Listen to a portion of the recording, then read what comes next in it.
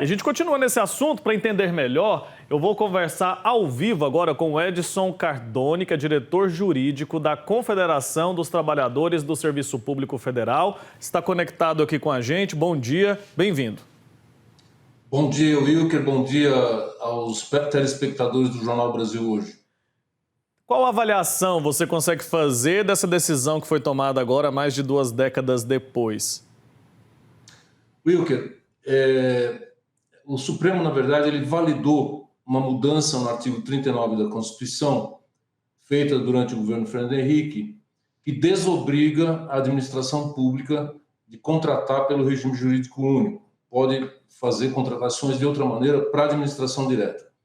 Essa decisão, ela se enquadra num quadro geral de precarização do trabalho, não apenas no serviço público, também no setor privado. Nós estamos vendo aí a reportagem de vocês muito boa sobre a luta pela jornada 5x2, acabar com essa história da jornada 6x1. É uma precarização do trabalho que veio sendo implementada, sobretudo, depois do impeachment da Dilma de 2016. Houve leis em 2017 e 2019, a reforma da Previdência, a reforma trabalhista e a lei das terceirizações, que avançou na precarização.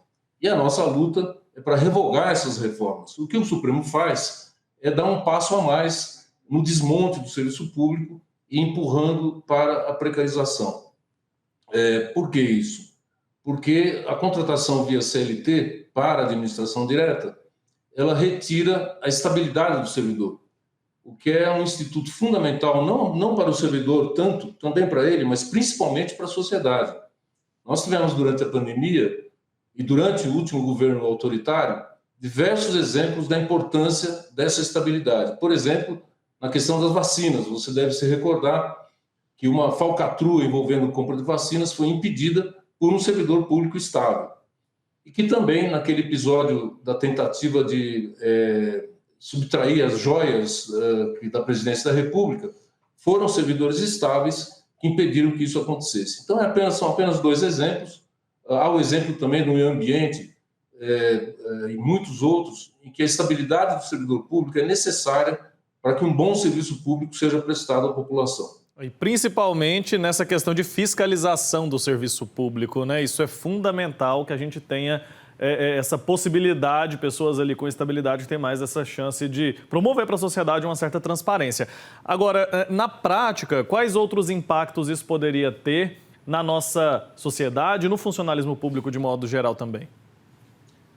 Um problema importante é a convivência de 2 regimes jurídicos no mesmo órgão, porque a decisão do Supremo ela não obriga, mas ela autoriza a administração pública a fazer contratações via CLT. Então, você poderá ter no mesmo órgão, no ministério, numa escola, em qualquer lugar, um servidor contratado pelo regime jurídico único, com estabilidade, com determinados direitos, e um outro executando a mesma tarefa em outro regime sem estabilidade.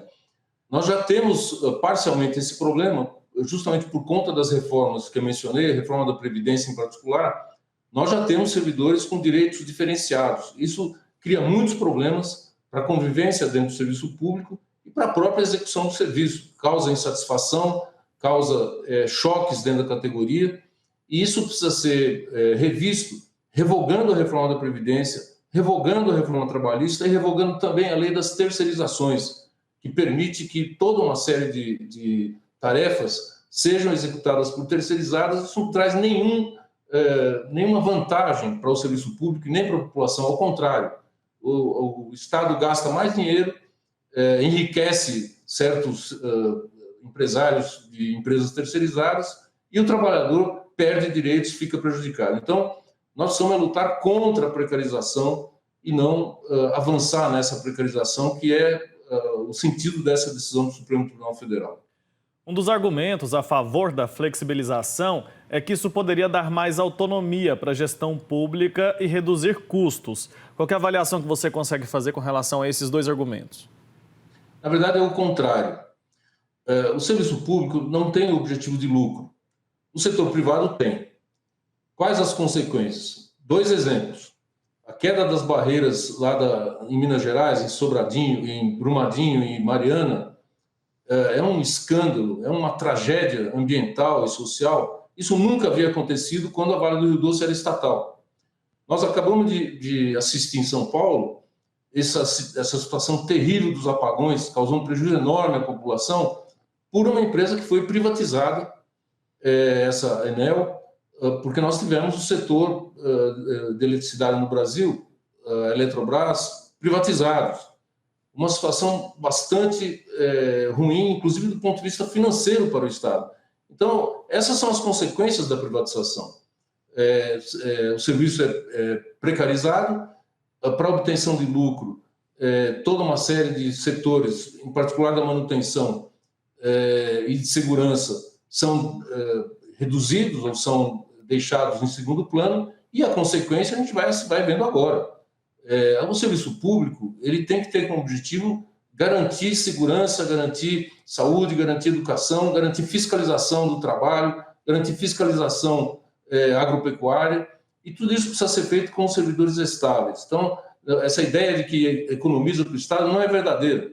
O que poderia melhorar a situação financeira do Estado era, por exemplo, a taxação das grandes fortunas, que o Congresso acabou de rejeitar. Por isso, nós, da Conducef, vamos continuar lutando pela revogação dessas reformas que eu mencionei e vamos continuar lutando para que o governo federal continue contratando pelo regime jurídico único, como ele fez, acabou de fazer, inclusive, nesse concurso nacional unificado. Nós temos a informação de que setores do governo já confirmaram que vão continuar contratando com o RJU, mas isso não pode ficar na dependência de um governo. Isso tem que ser uma regra constitucional, estatal, de que o servidor público tenha estabilidade e possa exercer as suas funções da melhor maneira possível em benefício da sociedade. Edson, muito obrigado, viu, pelo seu tempo aqui com a gente, por nos ajudar a entender um pouco mais a respeito dessa decisão tomada pelo Supremo recentemente. Um abraço para você, até mais. Muito obrigado, viu? Eu que agradeço a oportunidade, continuamos à disposição. Até logo. Até. Tchau, tchau.